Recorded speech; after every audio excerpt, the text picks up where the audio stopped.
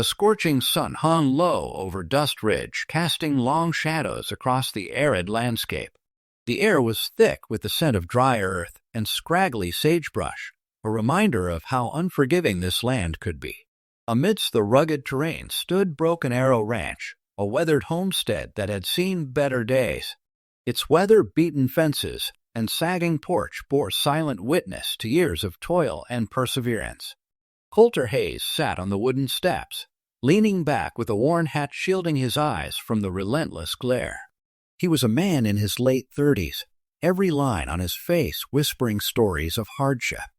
His eyes, dark and introspective, lingered on the distant horizon where cattle grazed contentedly under the evening sky.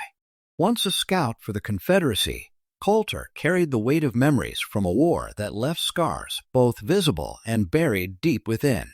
His shoulders bore the burden of lost comrades and the emotional wounds of a family taken by sickness and grief. The ranch was quiet, save for the soft lowing of cattle and the distant cry of a lone coyote. Coulter's hands clenched the rail beneath him, recalling the days when this land had felt like a promise, a future carved out of hope. Now, it often seemed just a fragile refuge from the storm of his past. Behind him, the humble cabin stood as a reminder of his solitude. He had inherited the land from family long gone, and though it provided just enough to survive, it wasn't enough to thrive. Sometimes the loneliness was a comforting shield. Other times it was a crushing weight pressing on his chest. As the sun dipped lower, the stillness was suddenly broken by the distant clang of a bell ringing from town. Dust Ridge was small, its streets dusty and unpaved, lined by rough wooden storefronts and the modest jailhouse. It was there that trouble often simmered: cattle disputes, land claims, the relentless push of progress. Coulter's gaze shifted to the horizon, where a figure was approaching along the dusty trail. It was Etta May, the sharp-eyed saloon owner and longtime friend, riding her mare with a purposeful gait. She dismounted gracefully, dust swirling as she approached. "Even in Coulter," she drawled, tipping her hat. "Word's got it that Sheriff Drayton's up to no good again. Rumor is he's auctioning off some folks, women and children, down at the jail." Coulter's jaw tightened. He pushed himself up, staring toward town with a mixture of frustration and helplessness. "That ain't right," he said softly. Etta May's eyes flickered with sympathy. "I know, darlin', but Dust Ridge's got its own rules. Sometimes doin' the right thing." Coulter's grip on the railing tightened. Memories of his own losses flickered like shadows, his wife and child taken by sickness, their laughter fading in the silence of his mind. He felt a sudden surge of protectiveness, a primal urge to shield those who couldn't defend themselves. Without thinking, he moved toward his cabin, where an old, dirt-smudged satchel sat tucked beside the door. Inside lay his modest wealth, an iron-hearted collection of coins, a few personal keepsakes, and a worn photograph of his family long gone. Suddenly, the distant echo of voices and shouts pierced the evening calm. The town's bell continued to ring, urgent and insistent. Coulter's instincts, the remnants of his training as a scout, sent warning signals through his mind.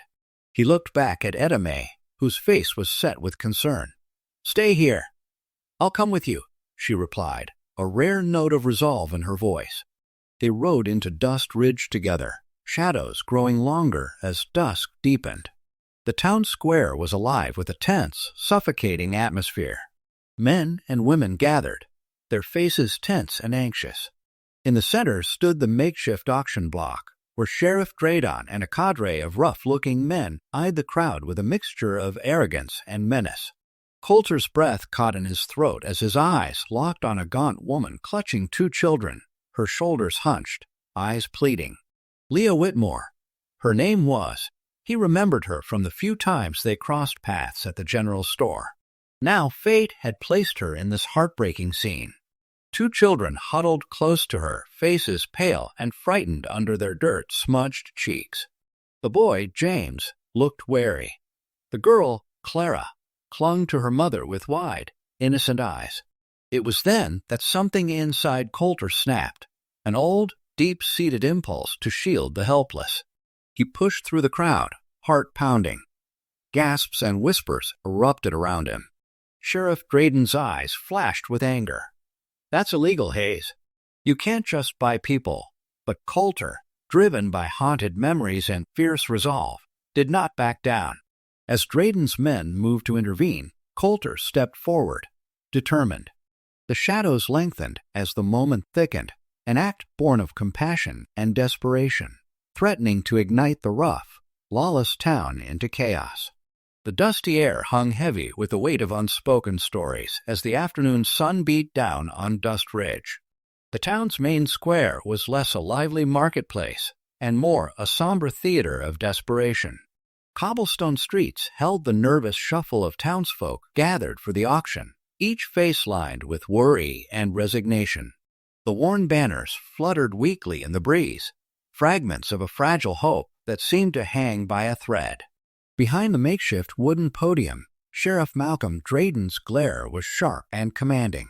His reputation, as crooked as the fences he'd been known to dismantle, clung to him like a shadow. Today, his authority was hauntingly clear as he called out the proceedings with a voice roughened by years of tyranny.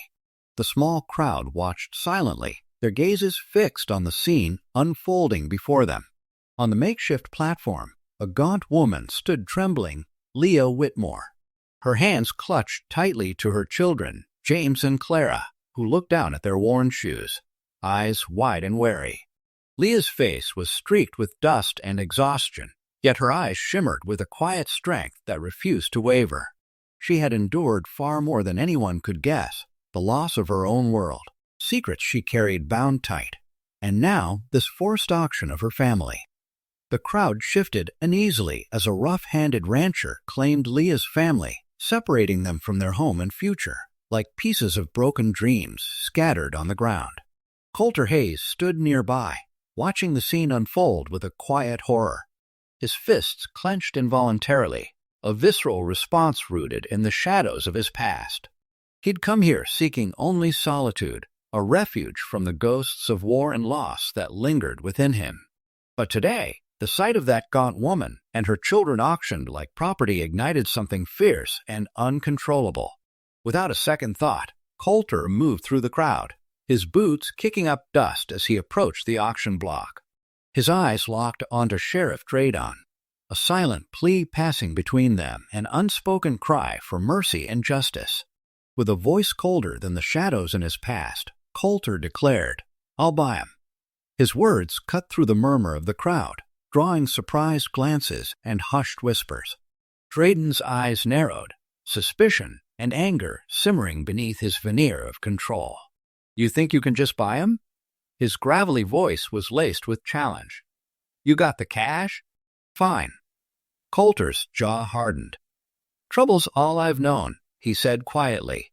His gaze hardened, unwavering. The little crowd hesitated, sensing the shift. The town's fragile peace was about to fracture. Leah looked up at Coulter, eyes filled with a mixture of gratitude and fear, unsure whether to cling to this sudden rescue or fear the repercussions. A tense silence fell before Drayden sighed, relenting with a begrudging nod. The sheriff's eyes betrayed a flicker of something darker, perhaps regret, perhaps calculation. He signed the papers, and Coulter stepped forward, reaching out to gently lift Leah's children away from the auction block. For a moment, the world seemed to pause, the weight of what was lost and what was to come hanging in the air. As they made their way down the steps, Leah's hands trembled. She whispered softly, "Thank you," her voice thick with emotion.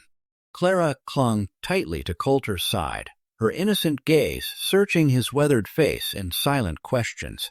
Coulter looked down at her, a quiet resolve forming within him. "We'll be all right," he said, more to himself than to her. The shadows of his past still lurked, but today he had chosen to step into the light, to protect, to fight for a future he'd long denied himself.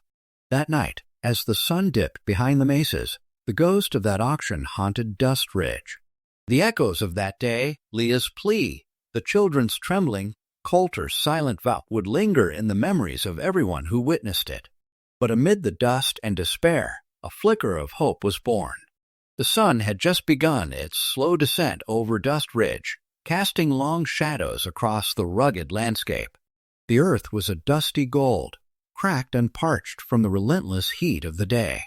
In the hollow of the Broken Arrow Ranch, Coulter Hayes stood beneath a gnarled cottonwood, wiping the sweat from his brow as he looked out over the horizon. His hands, rough and calloused, rested on his hips, eyes clouded with a mixture of weariness and hope. It had been several days since the incident at Dust Ridge, and though tensions still simmered beneath the surface, the quiet had returned, at least for now. Coulter's mind wandered back to the stranger who had appeared earlier that morning, a woman winding her way in from the West Trail, burdened with a heavy satchel and eyes that hinted at hardship and secrets. She had looked lost yet determined, as if the ground itself had shifted beneath her. He remembered how she approached cautiously, eyes darting at the ranch house, searching, wary. With a voice soft but firm, she introduced herself as Leah Whitmore. Her tone carried a trace of exhaustion, but also an undeniable strength, a resilience that beckoned him to listen.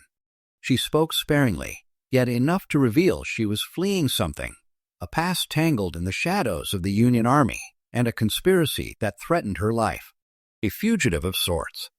Coulter had listened without interruption, feeling an odd kinship with her silent suffering. He'd offered her shelter, a simple gesture born out of instinct rather than charity. She accepted, her gratitude quiet but palpable, and the two settled into an unspoken understanding. There was something about her, the sharpness behind her thoughtful eyes, the way her shoulders hunched as if bearing unseen weight, that made Coulter feel the need to protect her. That night, under a canopy of stars, Coulter watched her from the porch of the ranch house as she quietly arranged her belongings inside the small room set aside for her. The flicker of the fireplace cast dancing shadows across her tired face. Despite her fatigue, her gaze lingered on the horizon, as if she was waiting for something or someone. A soft wind stirred the dry grass, whispering through the open doorway. Coulter's mind drifted, memories creeping in, faces of lost loved ones, the chaos of war, and the fragile peace he clung to now. His gaze settled on the dark outline of her figure, then wandered to his Mustang, Ghost, grazing nearby with a restless flick of his tail. For all his strength, Ghost seemed more wild than tame, embodying what Coulter sometimes felt inside, the unspoken battle between restraint and the urge to run free. Minutes passed like hours. Finally, Leah sat by the fire's edge, her profile illuminated by a warm glow. She reached into her satchel and pulled out a battered photograph, carefully folding it in her hands. Her lips pressed into a thin line, and her eyes shimmered with memories, perhaps of loved ones lost, or of moments long gone but never forgotten. Coulter, staying rooted in the shadows, felt a strange tenderness stir within him. Here was a woman who had survived against odds, who carried the scars of a world at war, yet still found the strength to seek sanctuary. She was a reminder that even in this harsh, unforgiving land, resilience endured. As night deepened, Leah finally looked up, sensing his gaze. She offered a faint smile, one that didn't quite reach her eyes, but held a quiet acknowledgment of the unspoken bond forming between them. In that moment, amidst the flickering fire and the quiet lull of the desert, a fragile trust took root. Coulter's heart was heavy with questions. Why had she come here? What dangers lurked in the shadows she fled from? But he also knew that some truths could wait, hidden beneath layers of silence and shared suffering. For now, she was safe, and that was enough. Later, as he mounted Ghost and rode around the ranch to check their fences, Coulter paused at the creek not far from the house. The water was slow and clear, reflecting the star-studded sky. He knelt, cupping his hands to scoop some cool water, and thought of Leah, her resilience a quiet fire that warmed the cold corners of his soul. In the stillness, he realized that his own scars, both seen and unseen, were beginning to heal just a little. Perhaps, in the presence of her quiet strength, he could find a way to forgive himself for the past. The sun hung low in the dusty sky, as the ripple of tension wove itself into the quiet fabric of Broken Arrow Ranch. Coulter Hayes moved slowly through the corrals, fixing a broken fence post, yet his mind was miles away. The days had grown heavy with unease. Every rustle of the grass, every distant hoofbeat seemed to carry a warning. Trust, which he had once believed was a core part of a man's soul, now felt fragile, shattered like broken glass beneath his boots. Leah Whitmore watched from the porch, her eyes tired but alert. She had come to realize that life on the ranch was more than just survival. It was a delicate balancing act, clinging to hope while guarding against unseen dangers. Her own past weighed heavily on her like a stone in her pocket. The secret she carried about the railroad plans, the damning documents she once stole, had become a poisoned seed threatening to bloom at any moment. James and Clara played nearby, their innocence a stark contrast to the shadows stretching across their new home. The boy, James, kept a protective distance from Coulter, wary after witnessing the turbulence of their recent days. Clara, with her bright eyes and gentle smile, seemed more eager to forge a bond. Yet even her innocence couldn't entirely shield her from the dark undercurrents that seemed to seep into every corner of Dust Ridge. That afternoon, as Coulter finished repairing the fence, Leah approached him carefully, her voice soft but earnest. "You've been quiet lately, Coulter. I know these lands hide many secrets and dangers, but I want you to know I trust you." He paused, wiping sweat from his brow, and looked at her. Her words were simple, yet they carried weight. His jaw clenched, memories flickering of a time when trust meant something more before war shattered his faith in men. Now, every gesture, word, or act of kindness was a gamble. "Trust is a fragile thing," he finally said, voice rough as gravel. Leah understood that, but her eyes shimmered with quiet resolve. "We've got to stand together. The sheriff's made it clear he won't stop until he takes everything, our land, our freedom. But I believe in the strength of honest folks." The sound of horses approaching interrupted their conversation. Coulter instinctively moved to his side, eyes narrowing. A small group rode in from Dust Ridge, banners of the law, or perhaps trouble in disguise. As they drew closer, Coulter's hand went instinctively to his sidearm, a habit born from a life of harsh realities. Sheriff Drayton's deputies dismounted, faces grim, but with an air of false civility. Drayton himself rode at the front, his eyes cold and calculating. "Hayes," he called out smoothly, "I need a word." Coulter's jaw tightened. He hesitated, weighing whether to meet the man's gaze or to stand his ground. Leah stepped forward, voice steady despite the fury simmering beneath. Drayton dismounted and approached with a smirk. "Just checking in. Heard there's some trouble with your fences. Fences are getting cut, things going missing." Coulter's fists clenched. "Proof's not always needed," Drayton replied, eyes glinting with menace. "Fences, cattle. Maybe someone's trying to send a message. You might want to remember where your loyalties lie, Hayes." Leah's voice rose, resilient. "You've been pushing us around long enough." Drayton's smile vanished. "Careful now, you're playing with fire." The moment was thick with unspoken challenges. Coulter's heart hammered, but beneath the tension, he felt something new stirring, a faint flicker of resolve. He knew the coming days would require more than just grit. They'd test his capacity to trust, to stand loyal not only to himself, but to these others who depended on him.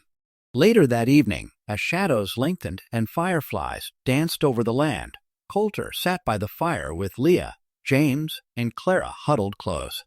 Quietly, he considered the weight of their fragile alliance. Loyalty was a two-way street, and trust had to be earned anew each day. Yet, he also understood that survival depended not just on strength, but on believing that others would stand with you, especially when everything else fell apart. Leah reached out, placing a hand gently on his arm. "We're in this together, Coulter." He glanced at her, the warmth of her voice contrasting with the cold world around them. For a moment, he allowed himself to believe again in small acts of trust that perhaps, amidst the chaos, they could forge a bond strong enough to withstand the coming storm. The sun dipped low, casting long shadows across the dusty landscape as Coulter Hayes sat on the porch of Broken Arrow Ranch, lost in thought. The quiet hum of evening was interrupted only by the distant cawing of crows and the gentle rustling of wind through the sparse mesquite trees. His eyes lingered on the horizon, where the rugged silhouette of the mountains met the sky, a reminder of the distant yet ever-present past he couldn't fully escape. Leah and the children had gone into town earlier, leaving him alone with his thoughts. The weight of recent days pressed heavily on him, yet beneath that burden lay something deeper, an unspoken truth buried beneath the surface of his tough exterior. Coulter's gaze shifted downward to his hands, rough and calloused from years of hard toil. He brushed them against his worn leather chaps, feeling the dirt and sweat that never quite seemed to wash away. Memories flickered, images of war, of loss, of a woman's face he couldn't quite forget. The scars on his body and soul felt like quiet reminders of battles fought both outside and within. He had bought Leah and her children at the county jail auction not out of sense or justice, but from a compulsion he couldn't quite explain. Watching Leah's gaunt face, the lines of suffering etched into her skin, triggered something long buried. A sense of responsibility, a need to protect those who couldn't protect themselves. Yet, as he stared into her tired eyes, he sensed there was more beneath her quiet resilience. Secrets she guarded closely, truths she feared might tear her apart if revealed. From the corner of his eye, he saw a flicker of movement, the shadow of a vulture circling overhead, waiting for its turn to scavenge what was left of the day. Sitting upright, Coulter remembered the stories he'd heard from Joseph Two Trees, the native scout who often shared old wisdom in quiet moments. The land, Two Trees had said, held pockets of stories, buried memories whispering beneath the surface, waiting for someone brave enough to unearth them. Tonight, he wondered if Leah's secrets were like those hidden stories, buried deep and dangerous to uncover. She had confided in him about her past working for the Union Army's Logistics Corps, admitting she stole documents revealing the railroad's illegal land seizure plans. She spoke softly, her voice trembling with the weight of guilt and fear. Her arrest, she said, was part of a cover-up, an effort to hide the truth that could topple powerful interests. Coulter's jaw clenched. He hadn't known the full extent of her past, but he understood the kind of courage it took to carry such secrets. His own past haunted him, reminders of battles lost, of loved ones taken too soon, of the war that had forever changed him. Sometimes he wondered if his scars were more than just physical. Perhaps they were marks of the truths he refused to confront. He looked back toward the house, where Leah and the children were settling in. Clara's innocent laughter floated softly in the evening air, a gentle reminder of the hope that still lingered in this broken land. Yet, beneath that hope was a question. How long could they hold on to this fragile peace before the weight of their secrets threatened to tear everything apart? The night grew darker as clouds gathered overhead, obscuring the stars. A distant thunder rumbled, an omen, perhaps, of the storms, both literal and metaphorical, looming ahead. Coulter felt a strange kinship with the land, arid, hardened, yet holding currents of life beneath its rough surface. He reached for the locket he kept around his neck, a simple silver piece that once belonged to his wife. Inside, a tiny portrait of her and their child, lost forever to sickness and war. Gripping it tightly, he whispered a silent prayer, hoping that somehow the strength to face whatever lay beneath the surface of their lives would come to him. As the first drops of rain began to fall, Coulter rose from his porch, stamping dust from his boots. The land and its mysteries awaited, secrets buried beneath the surface of Dust Ridge. With each heartbeat, he resolved to confront his own truths, truths buried deep that, when surfaced, might finally free him of the ghosts that haunted his every step. The sun hung heavy in the clear New Mexico sky, casting long, golden shadows over the rugged stretches of Broken Arrow Ranch. Coulter Hayes stood atop a gentle rise, his eyes scanning the sprawling land that had become both his refuge and his battleground. The earth beneath his worn boots was cracked and arid, save for a thin patch of greenery he had recently uncovered, a rare, hidden creek that wound quietly through the rocks and sod. Leah and the children had been adjusting slowly, each day carving out small moments of normalcy amid the hardships. Leah, resilient and sharp-eyed, had spent her mornings tending the new vegetable patch, while James and Clara explored the nearby hills, their youthful energy a fleeting balm for the scars of their past. Coulter watched over them, the weight of his past and present pressing down like the scorching sun. Despite the peace, his mind drifted to the shadows lurking just beyond sight, the scheming land barons, the railroad encroaching on their lands, and Sheriff Drayden's unyielding greed. That hidden creek was no mere trickle of water. It was a secret blessing, buried beneath layers of rock and dirt, an unclaimed vein of life in a desert of dust and despair. When Coulter first discovered it during a stormy afternoon, almost by accident, it seemed like a sign. A small, swift stream trickled through the rocky bed, feeding into a shallow pond that could sustain his herd in times of drought. Its existence might tip the delicate balance between survival and ruin, for it was a resource the railroad would desperately want to control. He traced the water's course with calloused fingers, mentally mapping the terrain. The creek's waters emerged from a secluded canyon to the east, winding through the land like a hidden artery. Knowing its location gave him a newfound hope, but also a gnawing sense of vulnerability. If the railroads or Sheriff Drayden found out, it would become the focus of their greed or malice. Dusk was settling in when Coulter returned to the cabin, the faint scent of sage and baked earth filling the air. Leah was waiting for him outside, her face shaded with concern. She asked softly, knowing the answer already. He nodded, voice low. A creek, hidden just beyond the ridge. Found it while riding the eastern part of the property. Her eyes darkened with worry. Would they know about it? The railroad men? It's too well hidden for now, Coulter said, voice grim. But if they learn of it, if they see it as a water source, they'll want to take it. The railroad's always looking for water, especially in drought season. We need to keep it quiet. Leah reached for his hand, her fingers trembling but steady. We have enough to worry about without adding that to the list. Suddenly, the distant sound of hooves pounding against the earth shattered the quiet. Coulter's instincts kicked in instantly, his hand instinctively resting on the grip of his revolver.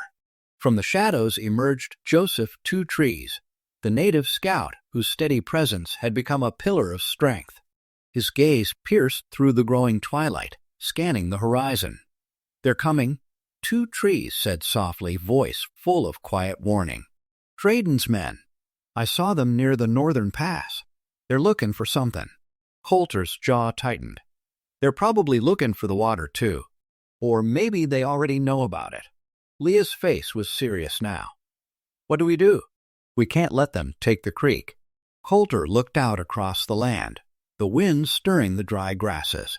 His mind raced with options, each more dangerous than the last. Moving the water's location wasn't just about hiding a creek. It was about safeguarding a future for Leah, the children, and the land itself. We'll need to reinforce the area, he said finally. Set up some fences and lookout points. We have to make sure nobody finds it without us knowing. As he turned to gather his things, Leah placed a hand on his arm. Be careful, she whispered, her voice trembling. He gave her a faint, reassuring smile, one born of hardened resolve. I'll be fine. But this isn't just about me anymore. We're fighting for what's ours. Night fell fully now, the stars beginning to prick the darkening sky like distant fires. Coulter mounted Ghost, his faithful black Mustang, and set out towards the creek. The land around him felt alive with quiet tension, the kind that promises danger just beyond the horizon. As he rode faster, the wind carried whispers of shadows lurking in the dark, of hostile eyes watching from hidden holes and distant ridges. In his heart, Coulter knew this water source was more than just a vital resource. It was a symbol of his struggle, hidden but vital, fragile yet resilient. And as dawn threatened to break, he understood that the coming days would test him even further, that the threat of greed and corruption loomed closer than ever. The fire of courage flickered flames in Coulter Hayes' chest as he stared into the crackling glow of the campfire. Dark shadows danced across his weathered face, etched with lines of age and hardship. Scars from years of war, loss, and relentless solitude. The night was quiet, but for the whispers of the wind and the soft rustling of leaves. Leah sat nearby, her face illuminated by the flickering light as she carefully unfolded a worn piece of parchment, the document that could change everything. Leah's voice broke the silence, gentle but firm. "This is it, Coulter. The evidence that could stop Dredon and his men from tearing this place apart. It's the truth about the land seizures, illegal, unjust. But I've kept it hidden all these years because I was afraid." Coulter reached out, grasping her hand for a moment before turning his gaze to the fire. His mind churned with the weight of her words.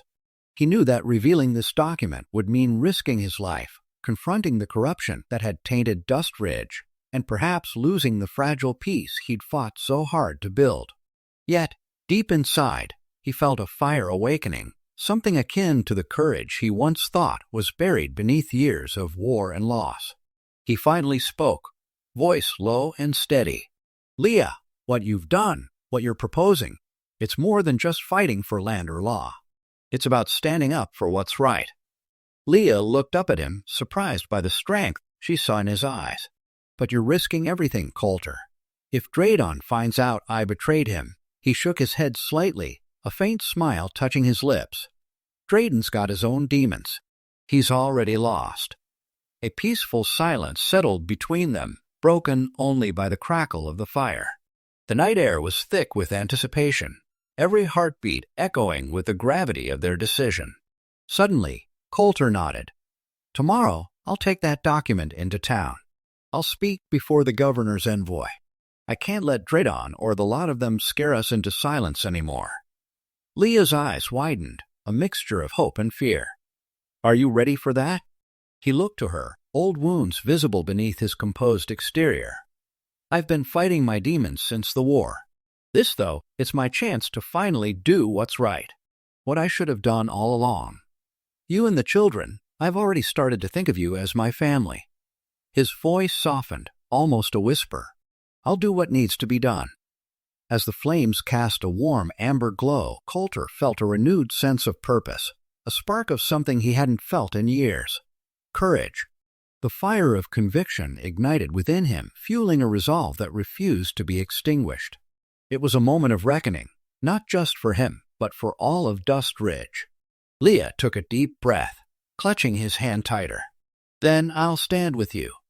Outside, the storm clouds gathered, rumbling in the distance, a reminder that nature, like the struggles they faced, could be unpredictable and fierce. But beneath that, amid the shadows and storm, a small flame burned bright, a beacon of hope and bravery in a land scarred by greed and broken dreams. That night, under a blanket of stars and thundering clouds, Coulter Hayes made a silent vow.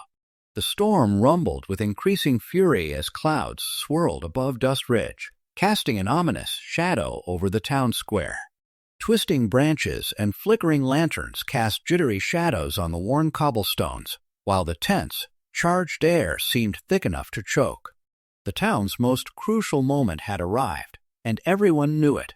Coulter Hayes stood amidst the chaos, his breathing heavy, eyes fixed on the makeshift platform where the town hall meeting had become a battlefield. The flickering torchlight revealed sweat-slicked faces, clenched fists, and wary glances exchanged between townsfolk and the looming shadow of Sheriff Malcolm Dredon.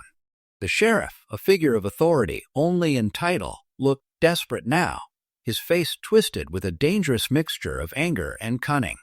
As Coulter took a hesitant step forward, the first gunshot cracked through the tempest. It was a sharp, deadly sound that echoed off the wooden buildings. In an instant, gunfire erupted, people firing into the chaos, trying to defend their town's fragile hope. From the rooftops, 2 Trees' steady sniper shot felled a rebellious bandit. From the saloon balcony, Etta May's steady aim took down another attacker, her eyes fierce as she kept the momentum going. A midget fire, Coulter saw Dradon moving swiftly toward the town's churchyard, clutching a pistol with grim determination. Shadows danced around them as thunder roared overhead, lightning illuminating their fierce confrontation. Coulter's muscles tensed. This was the moment of truth. Without thinking, he pushed forward, fists clenched, prepared to face the man who had brought violence upon them. Dradon swung a heavy fist, but Coulter blocked it, the force pushing him back into the muddy ground. Their fight was primal, driven by years of frustration and injustice. Thunder cracked overhead as they grappled, each man's strength and fury tested against the other. Coulter's knuckles scraped against dirt. Dradon's breath was ragged. But then, amidst the chaos, a sudden movement caught their attention. James, the quiet boy, had slipped a hand into his coat. In a flash of action born of desperation and resolve, James snatched Coulter's revolver from a nearby table and aimed squarely at Dradon. The young boy's hands trembled but held firm. With a steadiness that belied his years, James pulled the trigger. The gunshot split the air like lightning across the sky, striking Dradon in the shoulder and causing him to stumble back, wounded and breathless. A hush fell over the town as the storm's rage began to subside. The tension broken, townsfolk stared at the young boy who had made a choice they all knew was brave beyond his years. Dradon, clutching his arm, cursed and dropped to his knees. The moment was seized by the town's officials and the arriving guards. Justice was finally rolling in like the rain after a long drought. Coulter rose, breathing hard, blood pounding in his ears. He looked around, seeing the determined faces of neighbors, friends, and allies. The document Leah had hidden, the proof of the illegal land seizures, had safely been delivered into the hands of the town's envoy, secured and vital. It was their victory, hard-fought and earned. Justice had risen from the ashes of corruption, rekindled by courage and the unwavering spirit of those who refused to accept tyranny. As the storm clouds dispersed and sunlight broke through, Coulter's gaze lingered on Leah beside the children, her eyes filled with relief and quiet pride. Dust Ridge, battered but unbowed, had reclaimed its voice. The town's future now looked brighter, shaped by resilience and hope, no longer under the shadow of greed and violence. Coulter took a deep breath, feeling the cool air wash over him after the chaos. His face was rugged, streaked with dirt and sweat, but his resolve had never been stronger. He stepped forward, placing a hand gently on Leah's shoulder. Together, they watched the town settle into a calmer peace, the storm of battle giving way to the dawn of renewal. In that moment, amidst the remnants of gunfire and thunder, a new chapter was beginning. Justice had finally risen from the ashes, and like the wild roses now blooming around the old barn, the town's spirit refused to be overshadowed by darkness. It was a testament that even in the bleakest storms, hope endured, growing fiercely wild and untamed.